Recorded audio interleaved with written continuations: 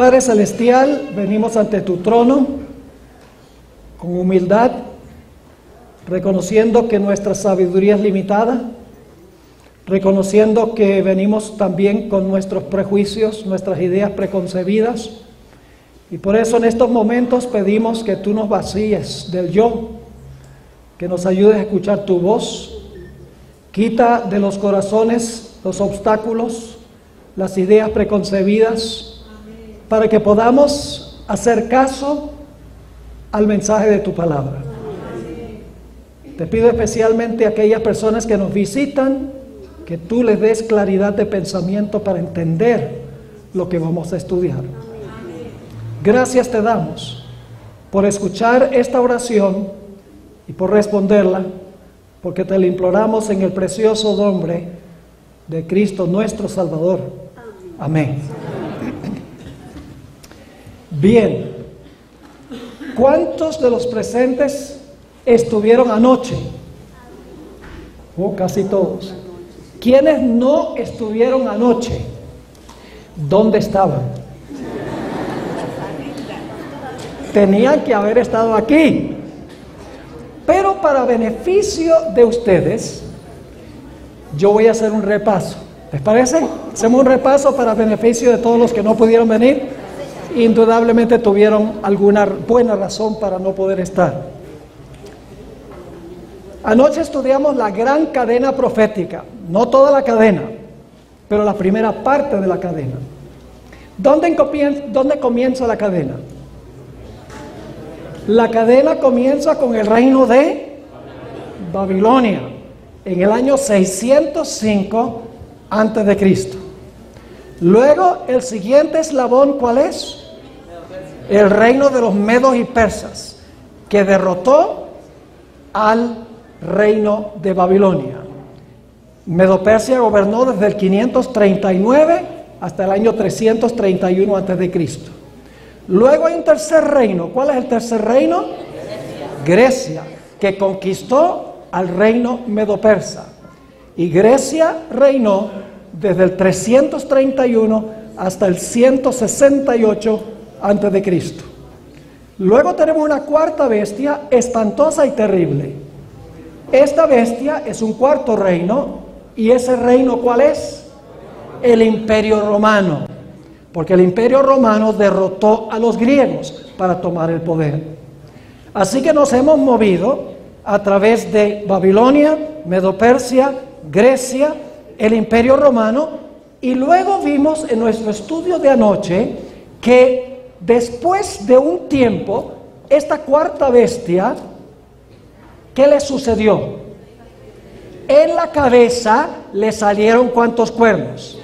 Le salieron 10 cuernos. Es decir, el cuarto reino se iba a dividir en 10 partes. Se iba a dividir en 10 reinos.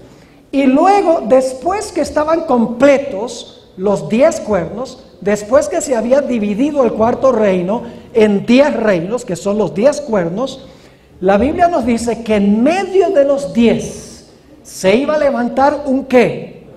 Un cuerno pequeño. Se levanta de la cabeza de la cuarta bestia, en medio de los 10 cuernos.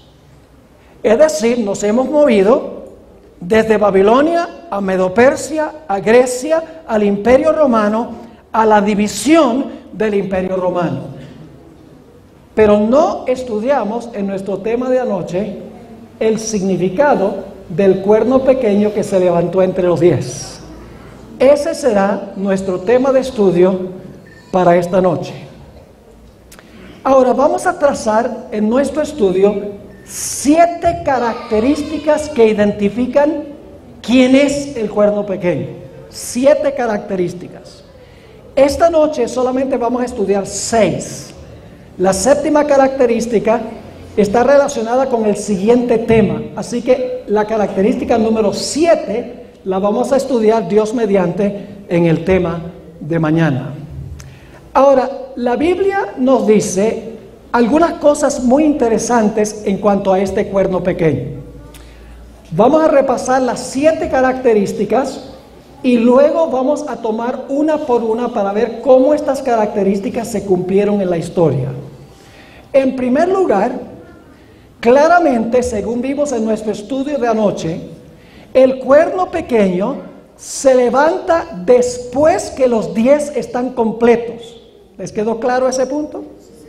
La cuarta bestia, luego se levantan 10, y cuando están los 10, en medio se levanta el cuerno pequeño. Es decir, la primera característica es que el cuerno pequeño se levanta después que se divide el Imperio Romano en 10 reinos. La segunda característica es que este poder, representado por el cuerno pequeño, tiene que ser romano. Y ustedes dicen, ¿por qué tiene que ser romano el cuerno pequeño? Sencillamente porque el cuerno pequeño se levanta de la cabeza ¿de qué? De la cuarta bestia. Y la cuarta bestia representa ¿qué?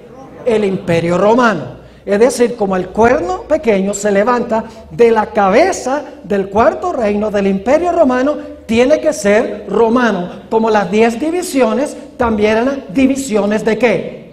Divisiones de Roma. ¿Me están siguiendo o no me están siguiendo? Primera característica, tiene que levantarse después que se dividió el Imperio Romano. Y vamos a encontrar que el Imperio Romano se dividió, estaba completa la división en el año 476. Eso lo vamos a ver en unos momentos. La tercera característica es que cuando este cuerno pequeño se levantó, arrancó a 3 de los 10. Es decir, 3 de las divisiones del Imperio Romano fueron arrancadas, dice en Daniel 7, de raíz por el cuerno pequeño. Es decir, iban a dejar de existir, porque no fueron sencillamente arrancados para volverse a sembrar, sino que fueron arrancados de raíz. Así que tenemos que buscar un poder que cuando se levantó, tumbó a 3 de los 10 reinos en que se dividió el Imperio Romano. Las últimas 4 características las encontramos mencionadas en Daniel 7:25. Así que vayan conmigo a Daniel 7 y el versículo 25 y vamos a mirar las otras 4 características. La primera se levanta después del 476. La segunda tiene que ser un poder romano porque se levanta de la cabeza de la bestia que representa Roma. La tercera es que cuando se levanta arranca a 3 de los 10 reinos en que se dividió el Imperio Romano. Ahora notemos 4 características más. Y hablará palabras contra el Altísimo. El cuerno pequeño iba a hablar palabras contra el Altísimo. Ahora, el libro de Apocalipsis, vamos a estudiar el capítulo 13, la primera parte de nuestro estudio de mañana, dice que las grandes palabras que habló el cuerno pequeño fueron blasfemias. Es decir, las grandes palabras que habla el cuerno pequeño contra el Altísimo son blasfemias que habla contra el Altísimo. Es decir, el cuerno pequeño en algún sentido es blasfemo, blasfema a Dios. Note la siguiente característica, la característica número 5. Sigue diciendo en Daniel 7:25, y a los santos del Altísimo quebrantará. Iba a ser un poder perseguidor. Un poder que iba a perseguir a los fieles de Dios, porque dice que iba a perseguir a los santos del Altísimo, es decir, a los seguidores de Dios. Este poder iba a perseguir, iba a ser un poder perseguidor. La sexta característica es muy interesante. Sigue diciendo en Daniel 7:25, y pensará en cambiar los tiempos y la ley. ¿La ley de quién? Tiene que ser la de Dios, porque todo lo que está haciendo lo está haciendo contra el Altísimo. Palabras contra el Altísimo, persigue a los santos del Altísimo, así que va a tratar de cambiar la ley de quién? Del Altísimo. Tenemos que buscar un poder que dice que cambió la ley de Dios. Y luego tenemos la última característica, que son más, solamente voy a tratar 7. La séptima característica está también en el versículo 25, donde dice, y serán entregados en su mano hasta tiempo y tiempos y la mitad de un tiempo. Ahora es una expresión extraña. Tiempo, tiempos y la mitad de un tiempo. Tenemos las 7 características. El tiempo que gobierna el cuerno pequeño es medio extraño. ¿Quién habla de tiempo, tiempos y la mitad de un tiempo? Esa característica la vamos a dejar para mañana en la noche, porque es un poco extensa la explicación que tengo que darles y cuadra mejor con lo que vamos a hablar en el tema de mañana. Ahora, quiero dejar algo muy claro en nuestro estudio esta noche. Esta noche vamos a hablar de una organización religiosa. Vamos a hablar de un sistema religioso. No estamos hablando de los individuos que están dentro del sistema, de todos los individuos. Esto lo hice claro anoche. Dentro de este sistema religioso, representado por el cuerno pequeño, hay miles y miles y posibles millones de personas que aman a Jesús y sirven a Jesús lo mejor que pueden de acuerdo al conocimiento que tienen. Lo que voy a decir no lo tome personalmente si usted ha pertenecido o pertenece a este sistema religioso. No estoy hablando de usted, estoy hablando del sistema. ¿Recuerdan lo que trazamos en la última parte del tema de anoche?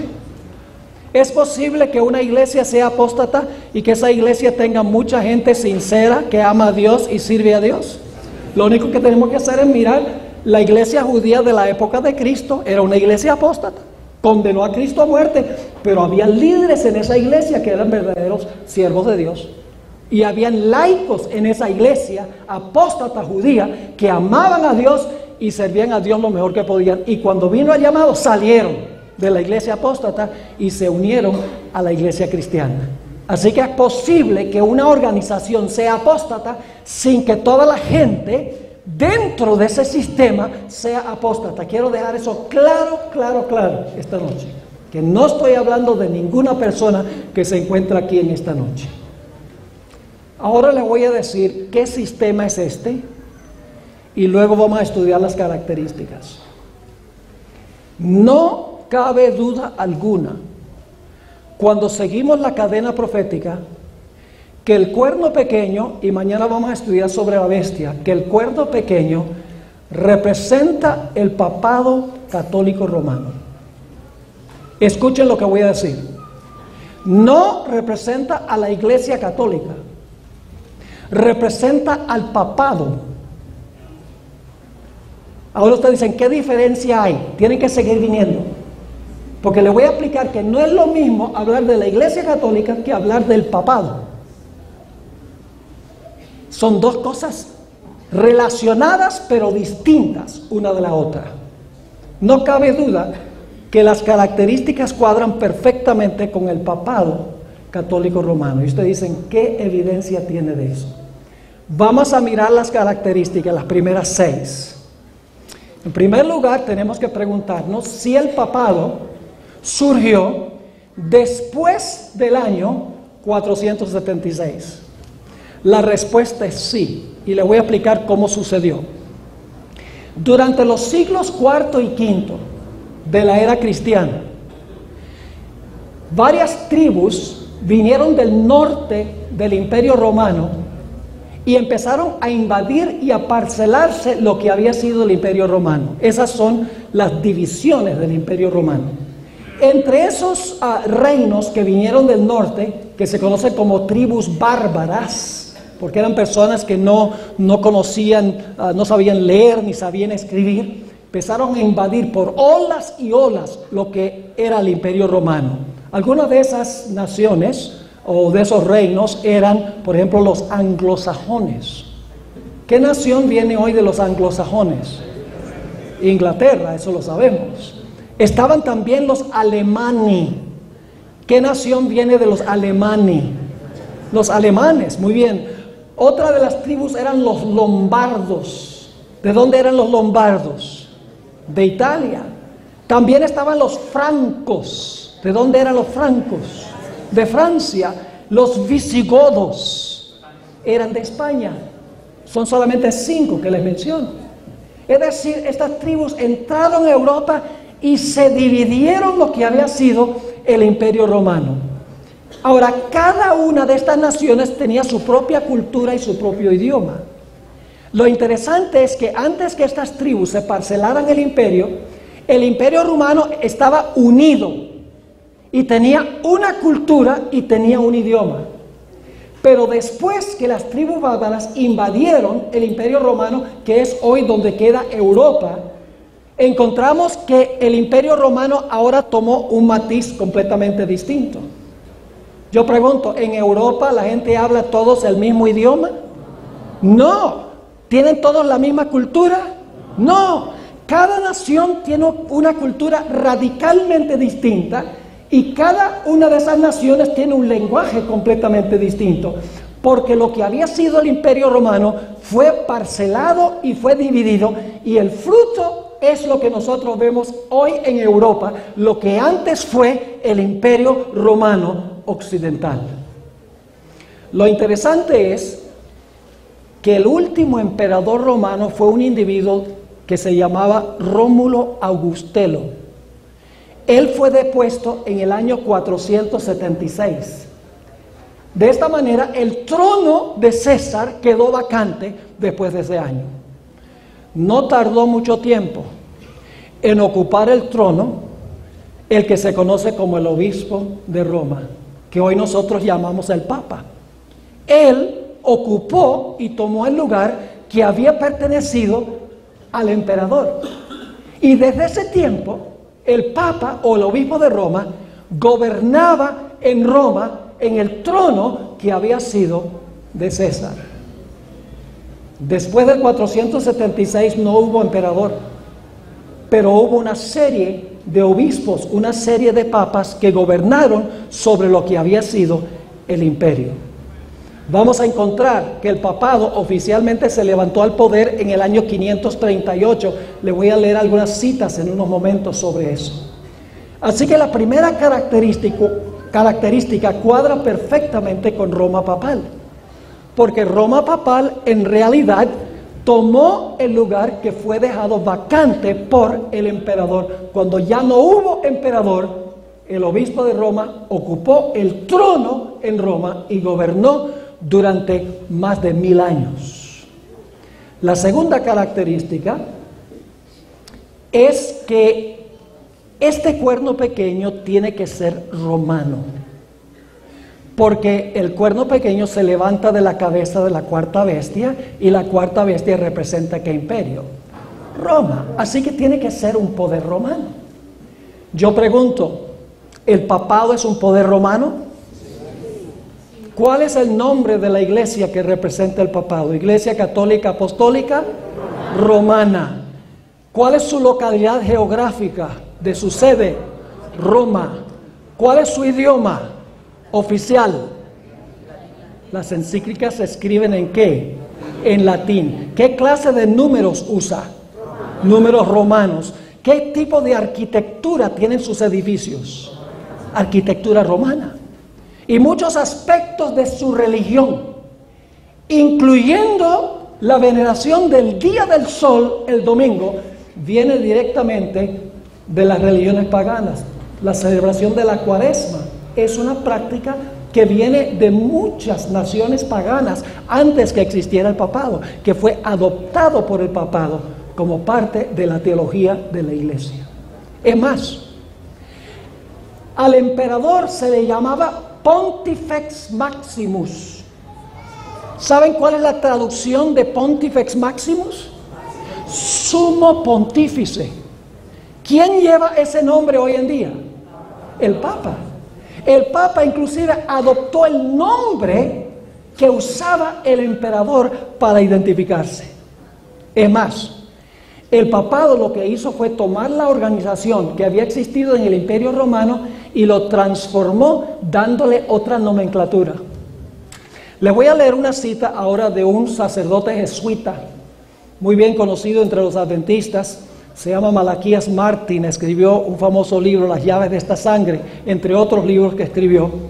Este sacerdote jesuita escribió lo siguiente: en 3 siglos, la Iglesia romana había transformado la organización administrativa del Imperio Romano convirtiéndolo en un sistema eclesiástico de obispados, diócesis, monasterios, colonias, guarniciones, escuelas, bibliotecas, centros administrativos, embajadores, representantes, tribunales de justicia y un sistema de leyes detallado. Y todo esto estaba bajo el control directo del Papa. Esto no lo está escribiendo un protestante, lo está escribiendo un sacerdote jesuita, católico romano. Dice, la Iglesia Católica Romana transformó la organización del Imperio Romano. Sigue escribiendo. Su palacio, es decir, el palacio del Papa, el Letrán, llegó a ser el nuevo Senado. Los nuevos senadores eran los cardenales. Solo se cambia el nombre. Los obispos que vivían en Roma y los sacerdotes y diáconos ayudaban al Papa a administrar este nuevo imperio. Qué interesante. Es decir, en lugar del emperador, ahora había Papa. En lugar de los senadores, había los cardenales. En lugar de los cónsules, estaban los arzobispos. Y en lugar de los procónsules, estaban los obispos. La organización la adoptó la Iglesia Romana. Sencillamente cambió la nomenclatura y siguió con la misma organización. Quiero leerles algunas citas adicionales de los historiadores. Estos historiadores no son adventistas, son historiadores seculares. Aquí hay una cita. La Iglesia Romana solapadamente tomó el lugar del Imperio Romano. ¿Qué fue lo que hizo? La Iglesia Romana solapadamente tomó el lugar del Imperio Romano mundial y en verdad es su continuación. ¿El papado es una continuación de qué? Del Imperio Romano. Por eso el cuerno pequeño sale de la cabeza de la cuarta bestia. Sigue escribiendo este historiador. El imperio no ha perecido, sino que se ha realizado una transformación. Es una creación política tan imponente como un imperio mundial, pues es la continuación del Imperio Romano. Quiero leerles otro par de citas. Otro historiador dice, así es que la Iglesia Romana se impuso imperceptiblemente tomando el lugar del Imperio Mundial Romano, del cual es en efecto su continuación. El imperio no ha perecido, sino que ha pasado por una transformación. Y luego escribe, el Papa, quien se autodenomina Rey y Pontifex Máximos, es el sucesor de César. ¿Qué dice este historiador? ¿El Papa es el qué? El sucesor de César. Yo pregunto, ¿el cuerno pequeño continúa la existencia del Imperio Romano con un nuevo líder? Obviamente que sí. Así que las primeras dos características cuadran perfectamente con la Iglesia Romana. En primer lugar, el papado se levanta al poder después que cae el Imperio Romano. Cuando se depone el último emperador, el trono queda vacante para levantarse el obispo de Roma y ocupar ese puesto. En segundo lugar, hemos visto que la Iglesia Romana es romana. Es decir, porque el cuerno pequeño sale de la cabeza de la cuarta bestia que representa a Roma.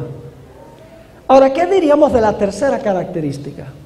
La tercera característica es que cuando este cuerno se levantara, debía arrancar ¿a qué?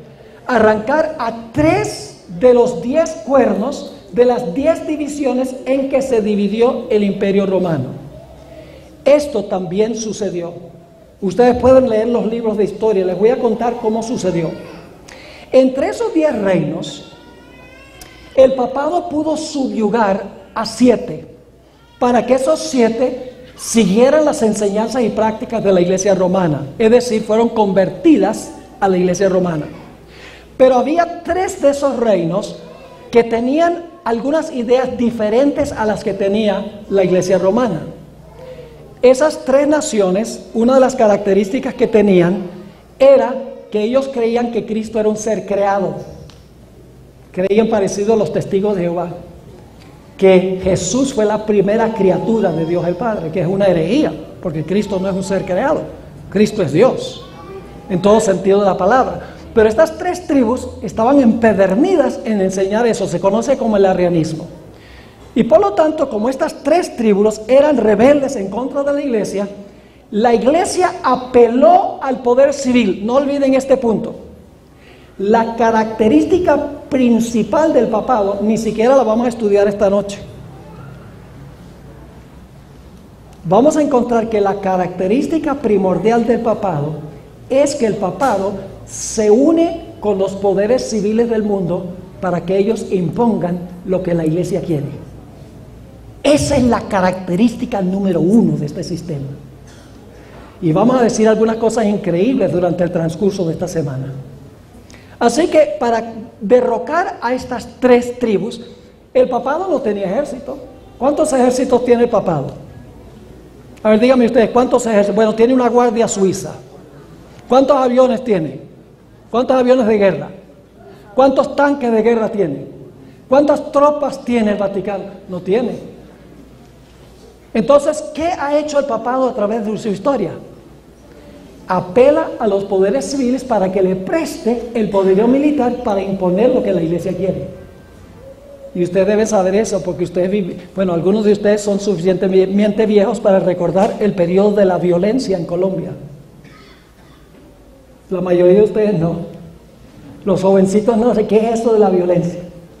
Nosotros vinimos a Colombia cuando recién estaba terminando el periodo de violencia en Colombia, que fue una guerra política, pero es una guerra política que se convirtió en una guerra religiosa también. De la iglesia romana en contra de los que eran protestantes en el país. Ahora, ¿cómo sucedió esto? Que fueron desarraigados tres cuernos.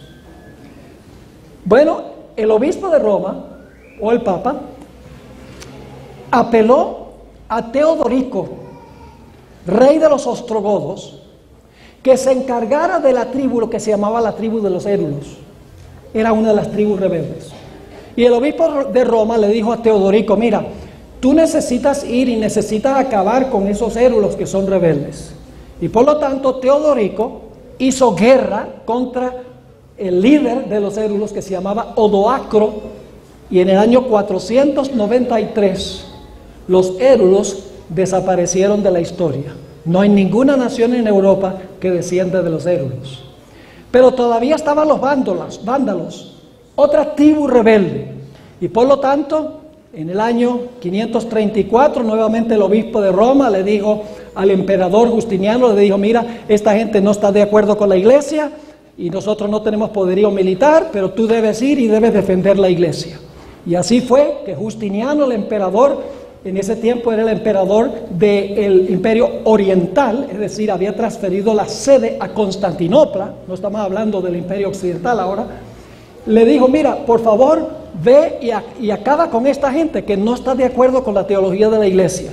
Y así fue que el general Belisario, general de las tropas del emperador Justiniano, fue y guerrió contra los vándalos. Y los vándalos cayeron en el año 534 después de Cristo. Ninguna nación en Europa desciende de los vándalos, fueron desarraigados de la historia, al igual que los érulos.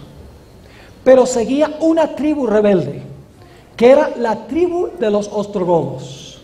Y por lo tanto, en el año 533, encontramos que el obispo de Roma le dijo nuevamente al emperador Justiniano, tú tienes que encargarte de destruir a esta tribu que está en desacuerdo con las creencias y prácticas de la iglesia.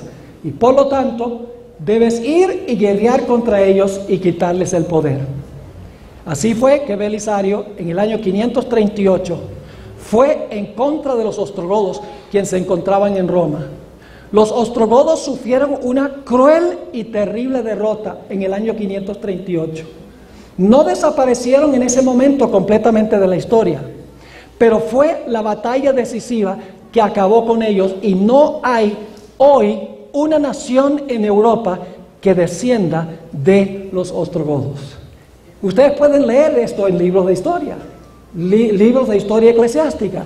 3 reinos que había en el Imperio Romano que fueron arrancados de raíz por la iglesia, apelando al poder civil para defender las creencias y las prácticas de la iglesia. Y es muy significativo, escuchen bien, en el año 533, el emperador Justiniano, que estaba gobernando en Constantinopla, pero también defendía a la iglesia que se encontraba en el occidente, dio un decreto muy interesante.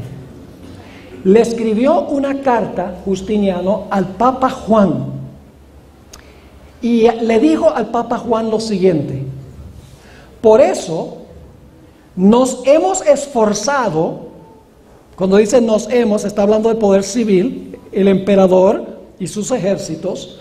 Por eso nos hemos esforzado al máximo para unir a todos los sacerdotes de Oriente y sujetarlos a su santa sede. ¿Quién es el que está obligando a todos a sujetarse a lo que quiere la iglesia? El emperador. Yo pregunto, ¿quién debe unir la iglesia? Debemos decir, mire, presidente Santos, una a la iglesia adventista. ¿Sí o no? No. El Espíritu Santo es el que une la iglesia. Pero aquí encontramos que el emperador Justiniano está escribiéndole al Papa Juan y le está diciendo al Papa Juan: nosotros, el poder civil, nos hemos esforzado al máximo para unir a todos los sacerdotes de Oriente y sujetarlos a su santa sede, es decir, a la santa sede en Roma. Y luego sigue escribiendo: porque usted es la cabeza de todas las santas iglesias. El emperador está diciendo eso. ¿Y desde cuándo el poder civil dice quién es la cabeza de las santas iglesias? Tú eres la cabeza de todas las santas iglesias y haremos todo lo que esté a nuestro alcance para aumentar el honor y la autoridad de su santa sede. Este es el momento cuando el papado comenzó a usar el poder civil, por ley del poder civil, para imponer la religión de la iglesia romana. Es decir, la iglesia romana, mis queridos amigos y hermanos, arrancó a esos tres reinos de raíz. No lo hizo personalmente, sino que lo hizo uniéndose ¿con qué? Con el poder civil. No olviden eso, porque en los siguientes temas vamos a hablar de eso. Miren, el más grande peligro que existe hoy en día es que la iglesia apele al poder civil para imponer su religión. Porque últimamente vamos a encontrar en nuestro estudio que eso ineludiblemente lleva a la persecución. Y como la iglesia ve que se está desbaratando y está cayendo y el mundo se está volviendo secular, dice, ¿qué vamos a hacer? Y por lo tanto dice, bueno, hay que pedir la ayuda del poder civil. No. Hay que pedir la ayuda de Jesús. Y hay que pedir la ayuda del Espíritu Santo. Nunca del poder civil. Pero el papado, a través de toda su historia, se ha caracterizado por usar el poder civil para imponer sus creencias y sus prácticas. ¿Le quedaron claras las primeras tres características? Ahora vamos a la cuarta característica. Dice que el cuerno pequeño iba a hablar blasfemias contra el Altísimo. Ahora, nosotros tenemos que definir blasfemia como lo define la Biblia. ¿No lo creen? No como lo define el diccionario. Si usted ve blasfemia en el diccionario, ese es un ateo que levanta la mano en alto y desafía a Dios. Una persona que habla mal de Dios. Esa es la definición de hoy en día de blasfemia. Pero esa no es la definición bíblica de blasfemia. La Biblia define blasfemia de dos maneras. Vamos al Evangelio según San Marcos, el capítulo 2 y el versículo 7. San Marcos 2:7, y mantengan una mente abierta hasta que escuchen todas las características, toda la serie, y luego decidan si lo que estamos estudiando armoniza con la Biblia y con la historia. Noten lo que dice ahí en Marcos 2 y el versículo 7. Jesús acaba de acaba de perdonar los pecados de un paralítico, y los líderes espirituales del pueblo de Israel están furiosos con Jesús porque Jesús ha perdonado pecados, porque ellos creen que Jesús es un mero hombre. Y fíjense lo que dicen estos individuos. ¿Por qué habla este así? Blasfemias, dice. ¿Quién puede perdonar pecados sino solo Dios? ¿Qué es blasfemia? Cuando un mero hombre dice que tiene poder, ¿para qué? Para perdonar pecados. Eso es blasfemia. Ahora yo pregunto, ¿la iglesia romana enseña que hay que confesarle los pecados a un hombre? Ustedes saben que las iglesias católicas están llenas de confesionarios. Hace unos meses yo estuve en la Catedral de Milán. Es algo impactante. Hicimos un documental que pronto va a salir en nuestro ministerio. Es un edificio majestuoso. Uno se queda con la boca abierta, se queda sin palabras. En cada distancia dentro de la catedral hay confesionarios, donde la gente viene y le confiesa sus pecados al sacerdote, y el sacerdote dice: ego te absolvo, es decir, yo te perdono tu pecado. La Biblia define eso como ¿qué? Como blasfemia, porque el único que puede perdonar pecados es Dios. Permítame leerles algunas citas de autores católicos donde ellos hablan de la autoridad que supuestamente tiene la iglesia para perdonar pecados. Primero, San Alfonso de Ligorio, uno de los 33 doctores de la iglesia católica. La iglesia católica tiene 33 individuos que ha denominado doctores de la iglesia. Son los grandes teólogos en los 1600 años de historia de la iglesia romana. San Alfonso de Ligorio es uno de ellos. Escribió lo siguiente: si el Redentor entrara a una iglesia y se sentara en un confesionario para administrar el sacramento de la penitencia, y un sacerdote se sentara en otro confesionario, y Jesús le dijera a cada penitente: ego te absolvo, es decir, yo te perdono, y el sacerdote le dijera igualmente a cada uno de sus penitentes: ego te absolvo, los penitentes del uno y del otro serían igualmente absueltos. ¿Entendieron esa cita? Aquí hay otra del Catecismo de Baltimore. El sacerdote no tiene que pedirle a Dios que le perdone a usted sus pecados. Eso lo dice un catecismo de la Iglesia Católica. El sacerdote posee en sí mismo el poder para hacerlo en el nombre de Cristo. Cuando el sacerdote le perdona sus pecados, es lo mismo que si usted se arrodillara y se los confesara a Jesús. Eso es blasfemia, mis queridos hermanos y amigos. Blasfemia. Un sistema que tiene seres humanos que dicen que pueden perdonar pecados es usurpar la prerrogativa que le pertenece a Dios. Ustedes saben que el Papa Francisco I ha proclamado o declarado que del 8 de diciembre del año pasado hasta el 20 de noviembre de este año es el año de la misericordia. Y ha dicho que cualquier persona que durante ese año le confiesa sus pecados al sacerdote recibe absolución, inclusive mujeres que han abortado bebés adrede. Dice que si ellas están en verdad arrepentidas y confiesan su pecado a un sacerdote, van a recibir absolución.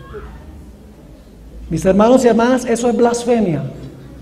Cuando un poder humano dice que puede perdonar pecados, escuchen bien, nuestro único intercesor para perdonar pecados es Jesucristo. Él es la escalera entre el cielo y la tierra.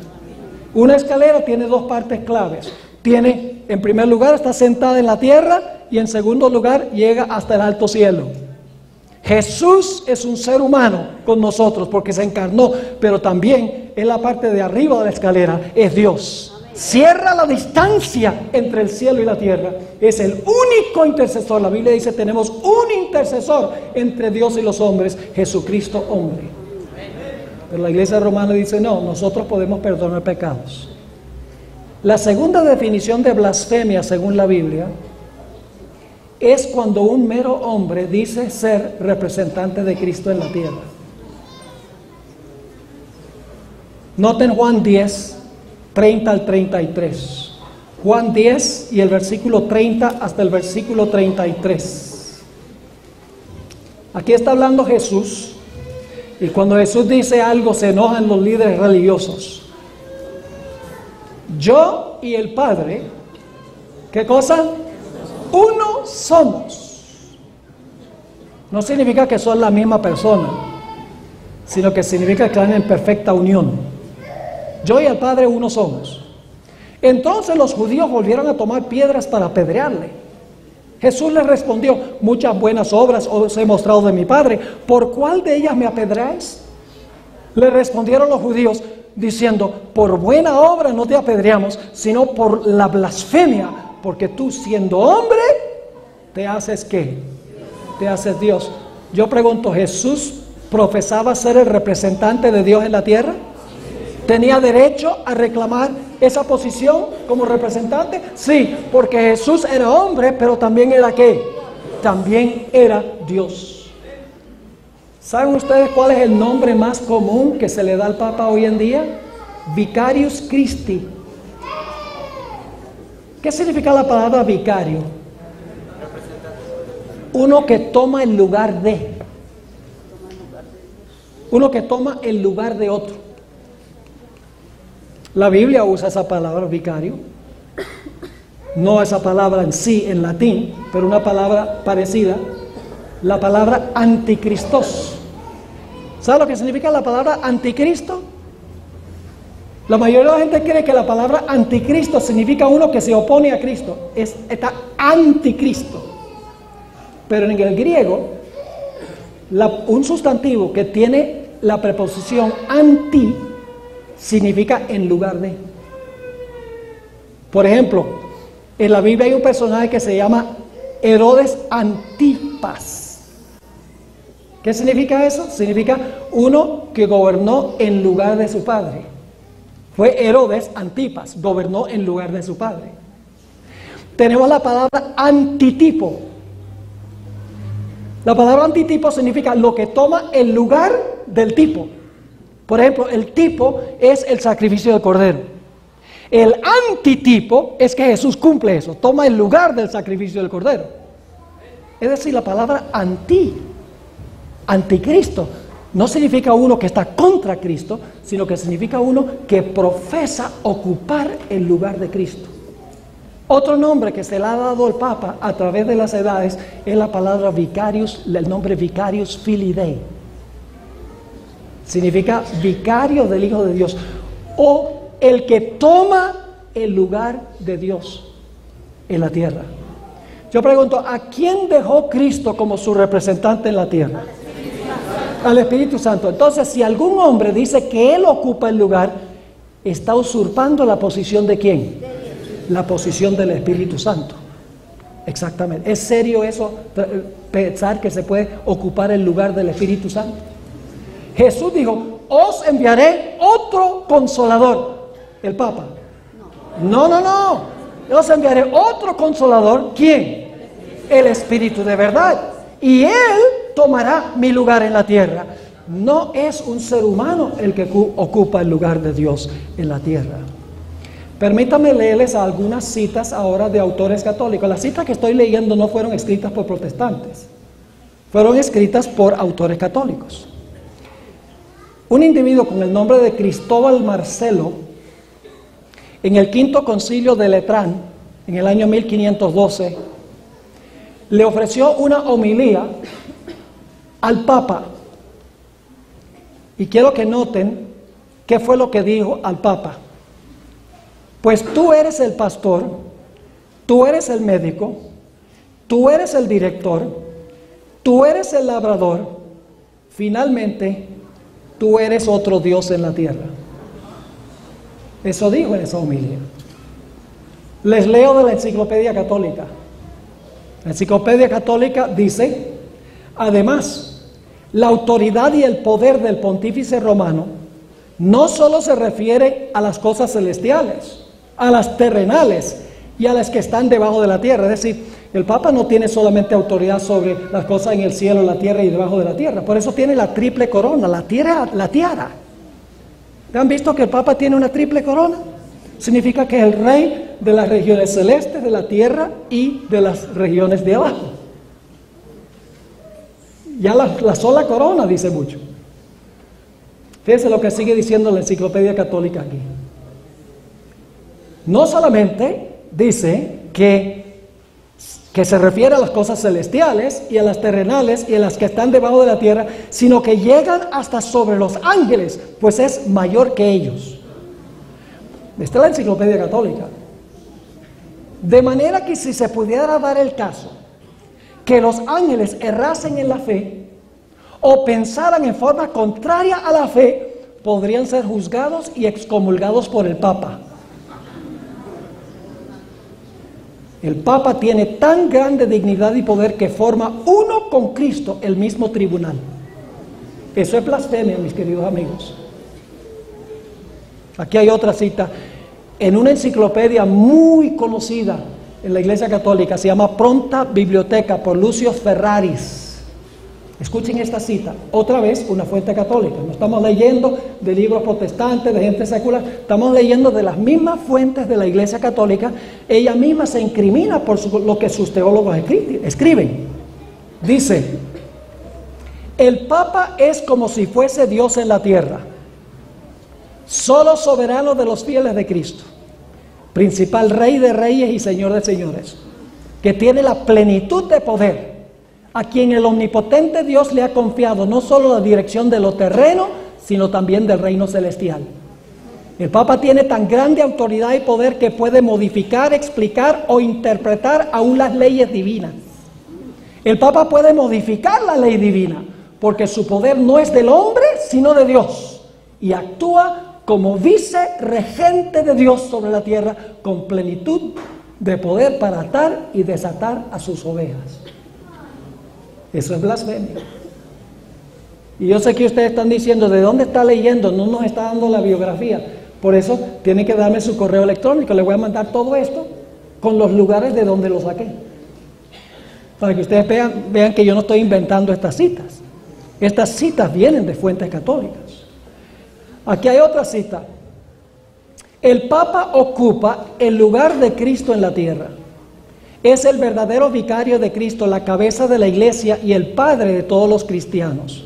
Es el gobernante absoluto, el fundador de los dogmas, el autor y juez de los concilios, el gobernante universal de la verdad, el árbitro del mundo, el juez supremo en el cielo y en la tierra, que puede juzgar a todos, pero no puede ser juzgado por nadie. Es Dios mismo en la tierra. Eso viene del Catecismo de Nueva York. Yo pregunto, ¿las fuentes corroboran que este sistema blasfemia contra el Altísimo? Y estas son solo algunas. Tengo 20 páginas de citas. Solamente les estoy leyendo algunas de las citas de fuentes católicas. Vamos a nuestra quinta característica. Dice que el cuerno pequeño iba a perseguir a los santos del Altísimo. Yo pregunto, ¿la Iglesia romana tiene una historia de persecución? No tendría ni siquiera que cubrir nada de esto, pero lo voy a cubrir y este será nuestro punto más largo esta noche. Le voy a leer una serie de fuentes impresionantes en cuanto a la historia perseguidora de la Iglesia romana. ¿Y cómo es que la Iglesia romana lo ha hecho? ¿Mandando sus ejércitos?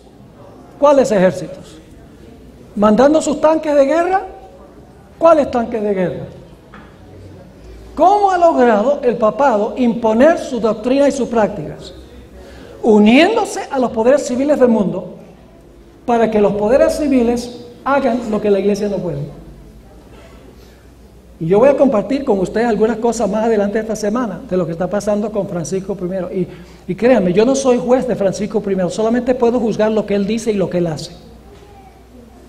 Pero no a él, no conozco su corazón. Dios conoce su corazón. Pero la Biblia dice, por sus frutos lo conoceréis. Cuando él dio su discurso ante las Naciones Unidas, para celebrar el 70 aniversario de las Naciones Unidas, los representantes de 193 naciones se pararon y le dieron un aplauso que duró por minutos, cuando habló del asunto del cambio climático, porque él ha cambiado la discusión de la Iglesia romana. Antes la discusión era la eutanasia, era el aborto, era el matrimonio entre homosexuales. Esos eran los puntos que se trazaban. Hoy en día esos no son los puntos que está trazando Francisco I. Está trazando los puntos que los gobernantes del mundo quieren que se tracen. ¿De qué están hablando los gobernantes del mundo? Del cambio climático. De eliminar la pobreza, ¿sí o no? De unir a la familia. Ha cambiado la discusión con el propósito de echarse al bolsillo a los líderes políticos del mundo para que finalmente pueda hacer lo que hizo en el pasado. Eso lo vamos a estudiar mañana. Y usted dice, eso no puede ser posible. Vivimos en un mundo civilizado. Pero cuando se retire el Espíritu de Dios, será un mundo incivilizado. Así lo dicen las profecías. Sigan viniendo durante el transcurso de esta semana. ¿Saben cuál fue el primer teólogo en decir que él creía que era necesario usar la fuerza para que la gente acordara con la iglesia? San Agustín. Permítanme leerles una cita sobre la filosofía de San Agustín. Al principio él decía, no se debe usar persecución contra los que están en desacuerdo con la iglesia. No usemos persecución. Pero con el transcurso del tiempo, cuando vio que mucha gente no concordaba con la iglesia, él cambió de parecer y dijo, yo creo que es perfectamente apropiado que la iglesia use la fuerza para obligar a la gente a estar de acuerdo con lo que enseña la iglesia. Hay una cita aquí que dice, este es un historiador, entre el año 391 y el año 400, cuando vivió San Agustín, Agustín se opuso radicalmente a emplear la fuerza contra los herejes. Y ahora cita a San Agustín. Mi primera sentencia era que nadie debía ser obligado a aceptar la unidad de Cristo, que había que obrar de palabra, luchar en la disputa, triunfar con la razón, para no convertir en católicos fingidos a los que conocíamos como herejes declarados. Sí, al principio dicen, no se puede usar la fuerza porque eso lo que hace es crear hipócritas. Dicen, yo acepto, pero en realidad no aceptan. Sigue diciendo, pero luego entre los años 400 y 405 empezó a cambiar su postura San Agustín, paulatinamente inclinada hacia la aceptación de la violencia que el imperio imponía. ¿La violencia que qué? Que el imperio imponía. Pues bien, a pesar de esa aceptación de la represión violenta, se oponía a la pena de muerte. Por lo menos decía, se puede usar la fuerza y la tortura, pero no se puede matar. Dice, se oponía a la pena de muerte, haciendo uso con frecuencia de su autoridad moral ante los magistrados para que no condenaran a muerte a ningún hereje por graves que hubieran sido sus delitos. Con San Agustín empieza la filosofía de la persecución de los que no están de acuerdo con la iglesia. Y saben que en la Iglesia Católica hay dos grandes pilares teológicos. Los dos más grandes doctores en la historia de la Iglesia Católica fueron San Agustín y Santo Tomás de Aquino. Ahora permítanme leerles qué dijo Santo Tomás de Aquino. Ya se había desarrollado esta idea de usar el poder civil para perseguir a los herejes, porque Santo Tomás de Aquino no solamente dice hay que perseguirlos, pero hay que matarlos. Leo de Santo Tomás de Aquino, de la Suma Teológica. Acerca de los herejes, deben considerarse dos aspectos. Uno por parte de ellos, es decir, por parte de los herejes, y otro por parte de la iglesia. Por parte de ellos está el pecado, por el que no solo merecieron ser separados de la iglesia por la excomunión, sino aún ser excluidos del mundo por la muerte. Pues mucho más grave es corromper la fe, vida del alma, que falsificar moneda con que se sustenta la vida temporal.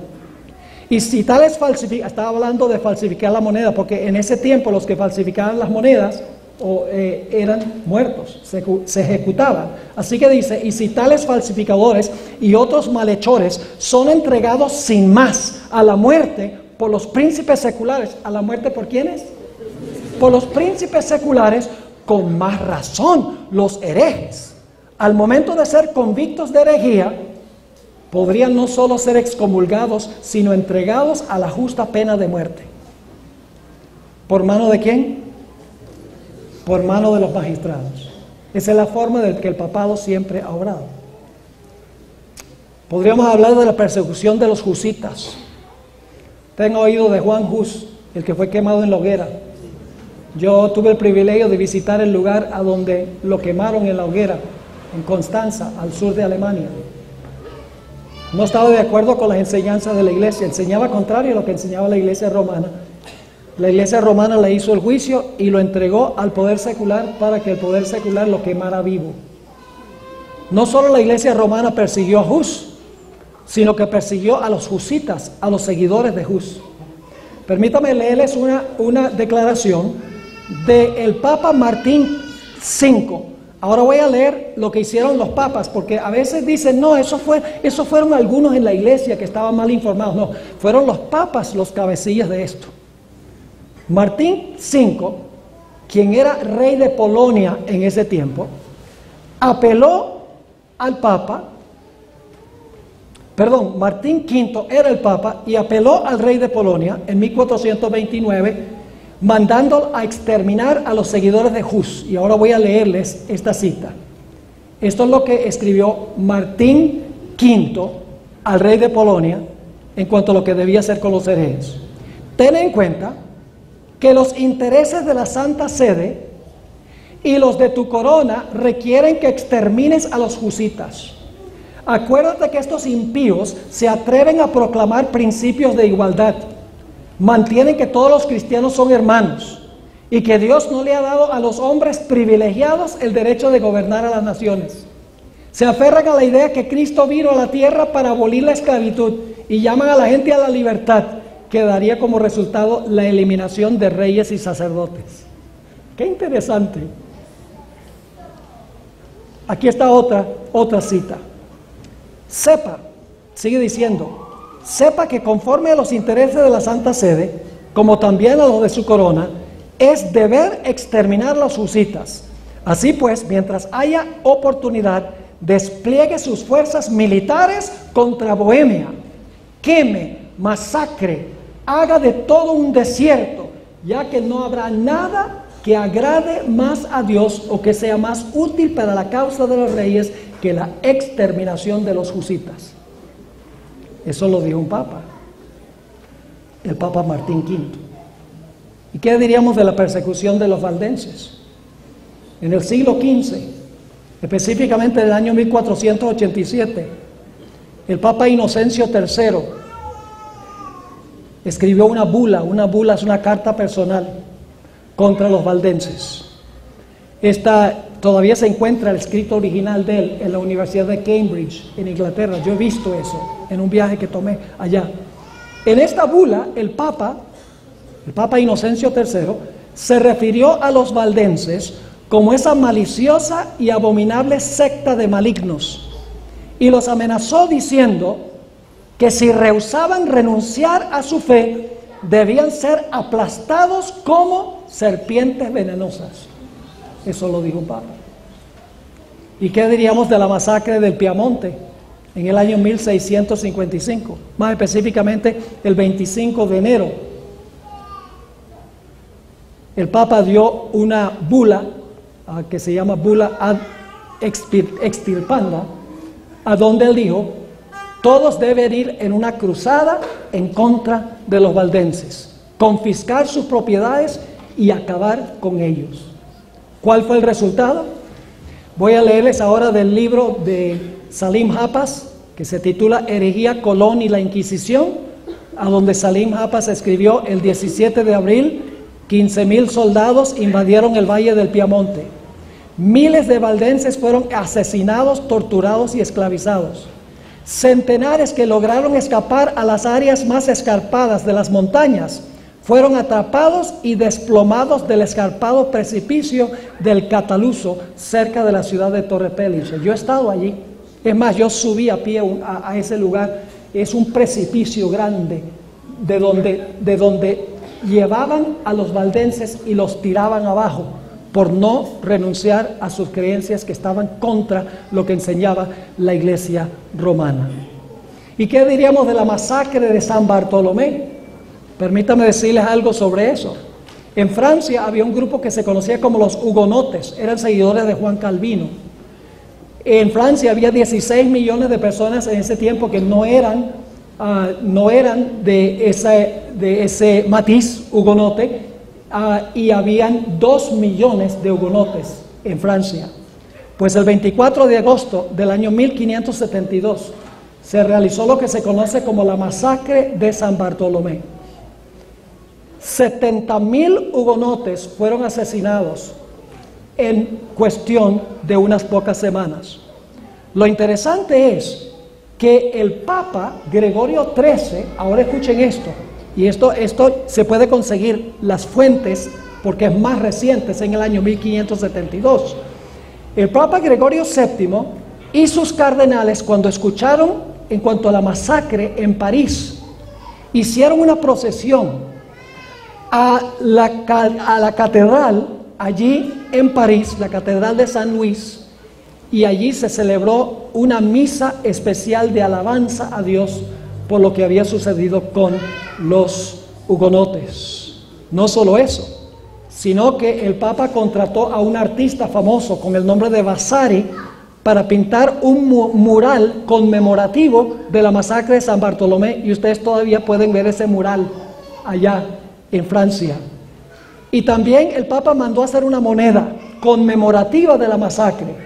En un lado de la moneda se encuentra el perfil del Papa Gregorio XIII y en el otro lado se encuentra el ángel de la venganza y los hugonotes siendo destruidos por el ángel que tenía la espada en su mano. ¿Y qué diríamos de la santo oficio de la Inquisición? ¿Han oído hablar del santo oficio de la Inquisición? No era santo. Un oficio sí, una Inquisición sí, pero de santo no tenía nada. La idea era acabar con los herejes. Ahora, tengo tantas citas aquí que podría leer. Permítame leerles de Pedro de Rosa, su libro Vicarios de Cristo. Dijo lo siguiente, es un autor católico: de los 80 papas que reinaron desde el siglo XIII en adelante, ni uno solo desaprobó de la teología y el mecanismo de la Inquisición. Al contrario, uno tras otro le añadió sus crueles retoques a esta maquinaria mortal. Terrible. Permítame hablarles de un inquisidor con el nombre de Bernardo Guy, inquisidor francés del orden de los dominicanos. Vivió en los tiempos del Papa Clemente V y Juan XXII, entre los años 1307 y 1323. Les voy a leer ahora lo que escribió este inquisidor. El objetivo de la Inquisición es destruir la herejía. No es posible destruir la herejía al menos que se eliminen los herejes. Y no es posible eliminar a los herejes al menos que se eliminen los que los esconden, simpatizan con ellos y los protegen. No solamente hay que acabar con los herejes, sino que hay que acabar con toda la familia, digo este inquisidor. Juan Antonio Llorente, inquisidor español, guardó un registro meticuloso y cuidadoso de la Inquisición en España. Y quiero leerles lo que escribió Juan Antonio Llorente, inquisidor español. Escribió lo siguiente: yo fui secretario de la Inquisición de la Corte de Madrid en los años 1789, 1790 y 1791, y conocí el establecimiento bastante a fondo para refutarlo. Y luego dice este inquisidor: fue vicioso en su origen, constitución y leyes, a pesar de las apologías que se han escrito en su favor. Así que este inquisidor está diciendo que la Inquisición fue ¿qué? Vicioso en su origen, constitución y leyes, a pesar de que algunos han dicho que no fue así. En otra cita, él escribió varios tomos documentando meticulosamente cuántos fueron quemados, cuántos fueron torturados. En otra cita él dice: la conducta espeluznante del Santo Oficio debilitó el poder y redujo la población de España, pues obstaculizaba el progreso de las artes, las ciencias, la industria y el comercio. También porque obligó a multitudes de familias a salir del imperio, ya que instigaba la expulsión de los judíos y de los moros. También por inmolar en sus hogueras candentes a más de 300,000 víctimas. ¿Están captando el cuadro? El papado persiguió a los santos del Altísimo. Está bien documentado. Ahora permítame hablarles un poquito más de la Inquisición. La Inquisición operó en 3 países de Latinoamérica. Operó en Colombia, todavía pueden visitar en Cartagena el Palacio de la Inquisición, en México y en Perú. Hace varios años me invitaron para dar una semana de énfasis espiritual en nuestra universidad, allá cerca de Lima, y había un lugar donde yo siempre había querido visitar, que era el Palacio de la Inquisición. Por lo tanto le dije: mire, yo quiero visitar el Palacio de la Inquisición. Así que una tarde me llevaron allá para visitarlo. Una experiencia muy interesante. Teníamos un guía turístico, tal vez de unos 20 años de edad, que nos llevó, entra uno al edificio y después de cierto trayecto uno mira allá a la derecha y ve un mural de un auto de fe que se estaba realizando allí en la Plaza de Armas, que es la plaza central, donde todos los eventos importantes se realizaban en aquella época. Y explicó en detalle el mural. Estaba allí un hereje, ahí en una estaca, y lo iban a quemar en la hoguera, y explicó, bueno, los que no estaban de acuerdo con lo que enseñaba de la iglesia, eso era lo que les pasaba. Y luego entonces avanza uno un poquito más, toma una izquierda y entra uno a la cámara de la tortura. Y ahí se encuentra ilustrado todos los implementos de tortura que usaba la Inquisición en contra de los herejes.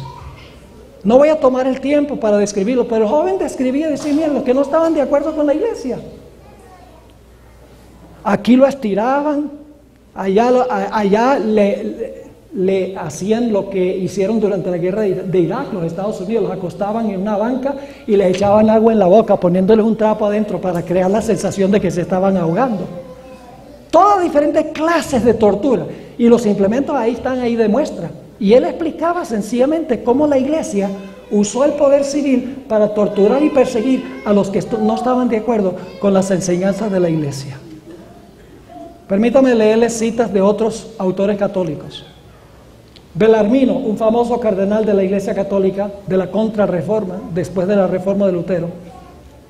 Y si ustedes no creen que hoy el catolicismo y los protestantes se están uniendo, no han estado leyendo las noticias. Es una de las cosas que dice la Biblia, que todas las religiones se van a unir bajo el liderazgo del papado. Ustedes saben que en Noruega el Papa fue a comenzar la celebración del 500 aniversario de la Reforma Protestante. Y en su discurso halagó, dijo, qué maravilloso era Martín Lutero.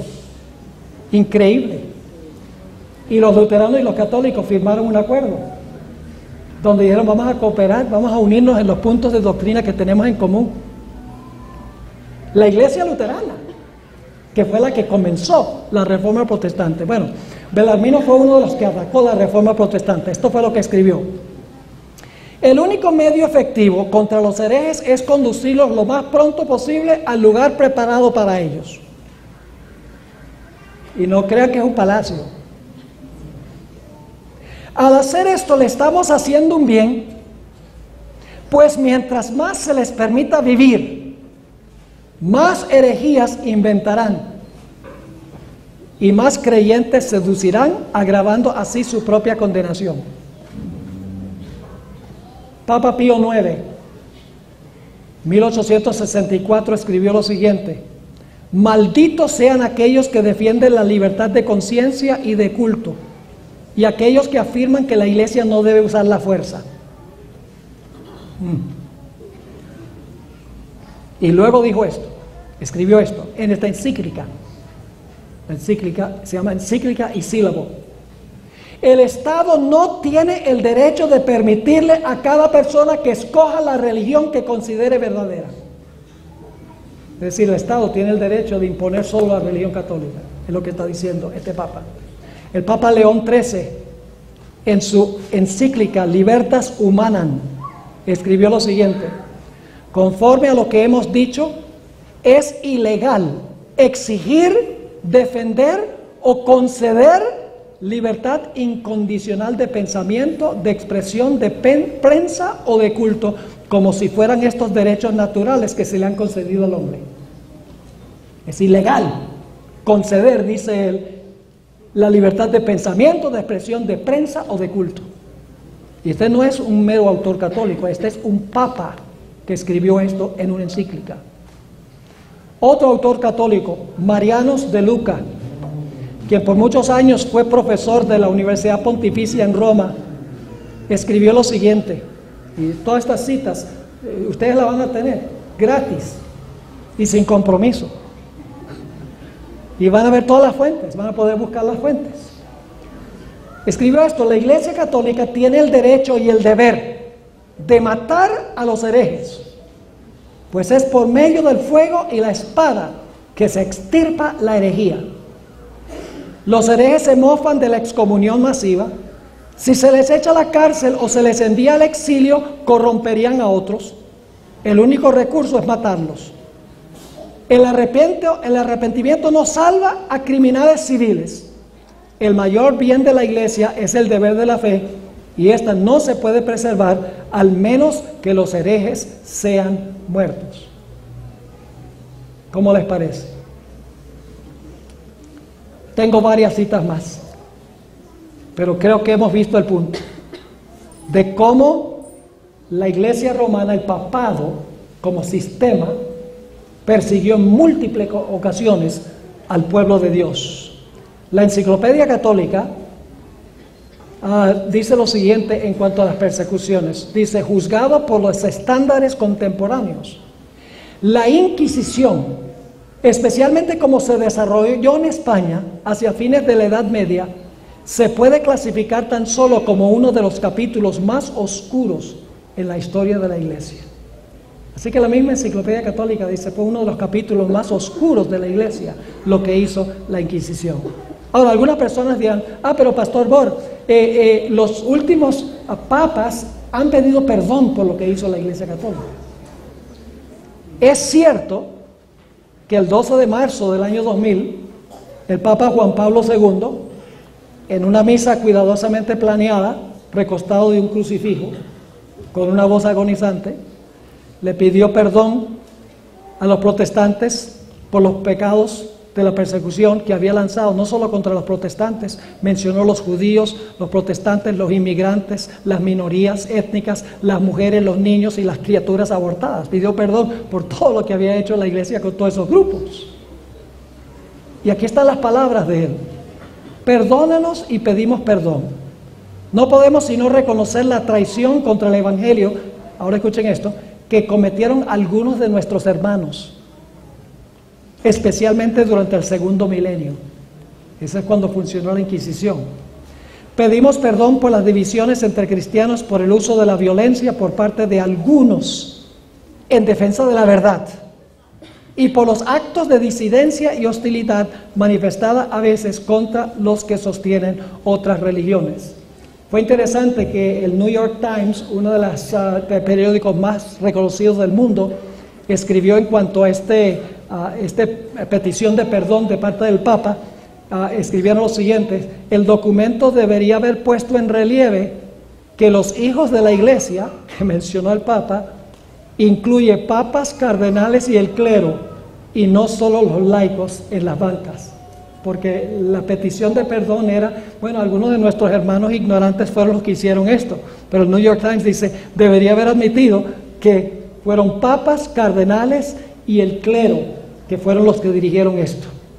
Ahora, algunos dirán también: el Papa Francisco I, el 22 de junio del año 2015, hizo un viaje, esto es algo muy interesante, hizo un viaje a Torre Pellice, en el norte de Italia, donde está el Valle del Piamonte, donde la sede de los valdenses.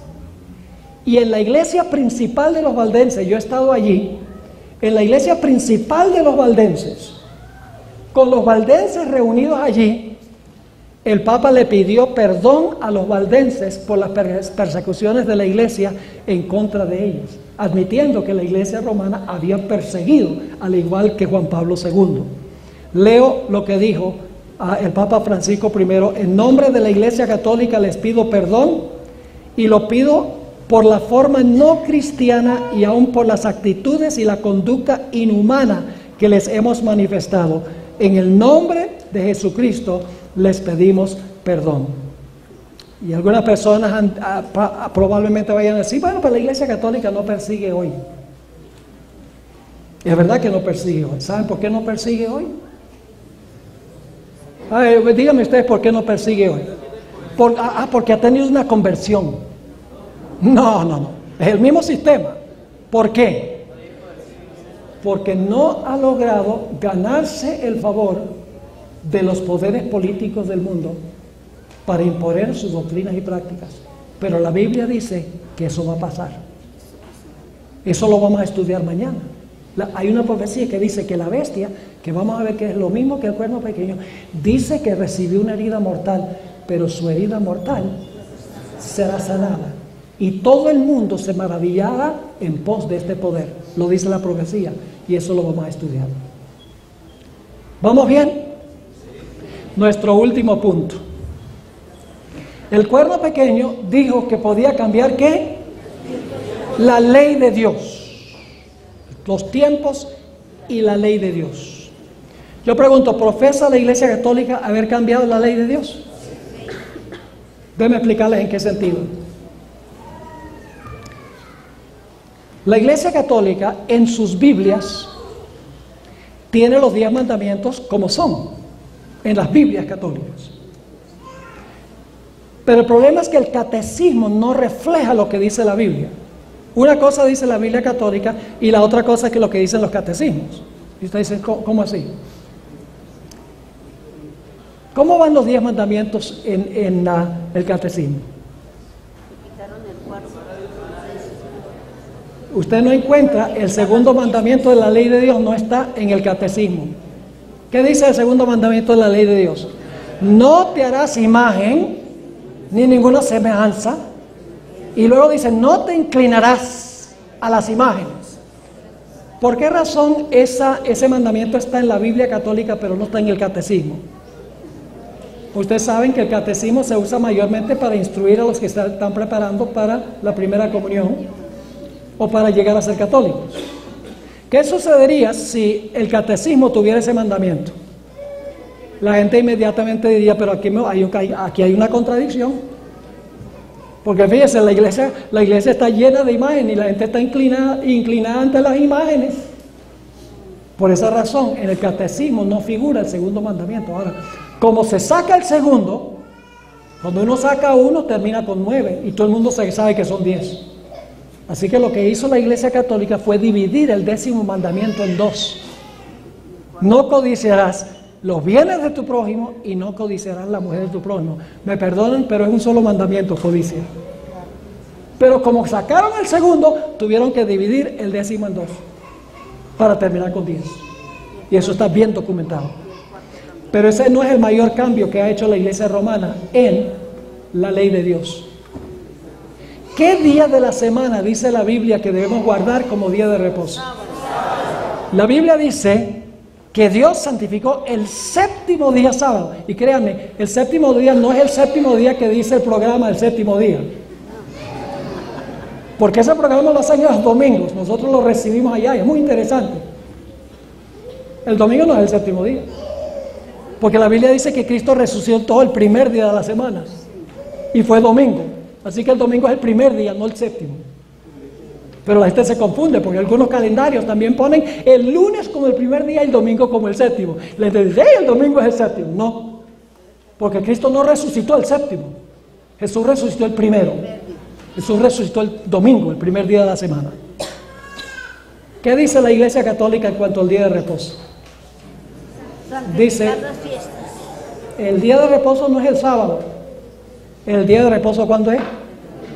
El domingo. Dice, nosotros por nuestra autoridad que nos confirió Cristo, hemos cambiado el día de reposo del sábado al domingo. Y usan la palabra cambiar los teólogos. Permítame leerles algunas citas ya para terminar. Esto es de fuentes católicas. Primero leo de la Suma Teológica de Santo Tomás de Aquino, el más grande teólogo en la historia de la Iglesia Católica. En la nueva ley, la observancia del domingo suplanta la observancia del sábado. No en virtud de un precepto de ley, es decir, no es porque la ley lo dice, sino por la determinación de la Iglesia y la costumbre del pueblo cristiano. ¿Por qué se guarda el domingo según Santo Tomás de Aquino? No porque hay una ley que lo diga, sino porque ¿qué? Por la determinación de la Iglesia, porque la Iglesia lo decidió así y porque es la práctica del pueblo cristiano. Aquí hay otra cita de otro autor católico. Fue por la autoridad de Jesucristo que la Iglesia Católica cambió este reposo al domingo en memoria de la resurrección de nuestro Señor. Y ahora escuchen lo que dice. Y así es que al observar el domingo, los protestantes les rinden homenaje sin querer admitirlo a la autoridad de la Iglesia. Porque los protestantes también guardan el domingo. Y si lo guardamos porque está en la Biblia, no, lo guardan porque fue cambiado por la iglesia romana. Y está tan arraigada la práctica que los protestantes dicen, bueno, debe estar en alguna parte de la Biblia. Otro autor católico escribe, ¿qué autoridad bíblica existe para cambiar el sábado séptimo día al primer día de la semana? ¿Qué autoridad? Pregunta este autor. ¿Quién le dio al Papa autoridad para cambiar un mandamiento de Dios? Si la Biblia es la única guía para el cristiano, esto lo está escribiendo un católico, entonces el adventista del séptimo día tiene razón en observar el sábado juntamente con el judío. No es extraño que los que hacen de la Biblia su único maestro sigan la tradición de la iglesia en este asunto. Y una última cita, esta del cardenal Jaime Gibbons, en el libro La fe de nuestros padres, un cardenal famoso en los Estados Unidos, dijo, usted puede leer la Biblia desde Génesis hasta Apocalipsis y no hallará ni una sola línea que autorice la santificación del domingo. Las escrituras exigen la observancia religiosa del sábado, día que nosotros los católicos no santificamos. Entonces yo pregunto, ¿a qué sistema le cuadran todas estas características? Al papado romano. Se levantó después del año 476, llegó a ocupar el trono que ocupaba César. Lo leímos de autores católicos. En segundo lugar, un poder romano, por varias razones que vimos. En tercer lugar, la historia indica que arrancó a 3 de esos reinos en que se dividió el Imperio Romano, apelando al poder civil para ayudarle a hacerlo. En cuarto lugar, sí habla blasfemias contra el Altísimo, porque dice que puede perdonar pecados y que tiene representantes de Dios en la tierra. Sí tiene una historia de haber perseguido, usando el poder civil, a todos los que no concuerdan con sus creencias y sus prácticas. Y sí abiertamente profesa haber cambiado la ley de Dios del sábado al domingo. Ahora hay una última característica que vamos a estudiar mañana: el periodo de tiempo. Tiempos y la mitad de un tiempo. Esta noche, antes de terminar, yo quisiera referirme a aquellas personas que no pertenecen a la Iglesia Adventista del Séptimo Día. Yo sé que muchos están estudiando ahora el mensaje de la Biblia. Quiero preguntarles en esta noche, ¿cuántos están dispuestos de decirle al Señor Jesús, Señor Jesús, yo estoy dispuesto, yo estoy dispuesta de obedecer tu voz y de seguirte como tú dices en tu santa palabra? Yo estoy dispuesta inclusive de no obedecer la tradición cristiana, la tradición de la iglesia, sino obedecer lo que dice la palabra de Dios.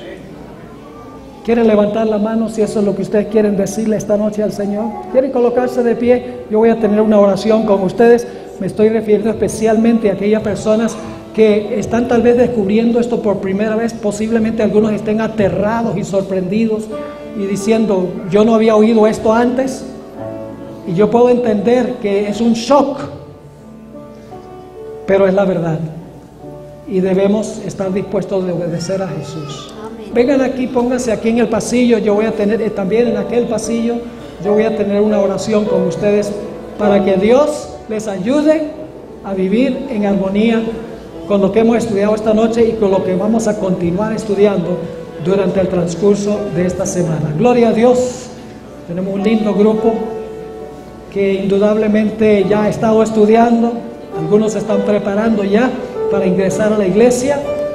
Y damos gloria a Dios por eso. Gloria al Señor. ¿Alguien más? Yo no sé si tenemos a un pastor allá en el otro salón que está hablándole a las personas que están allá. Tal vez pueden acercarse porque hay muchas personas en los pasillos.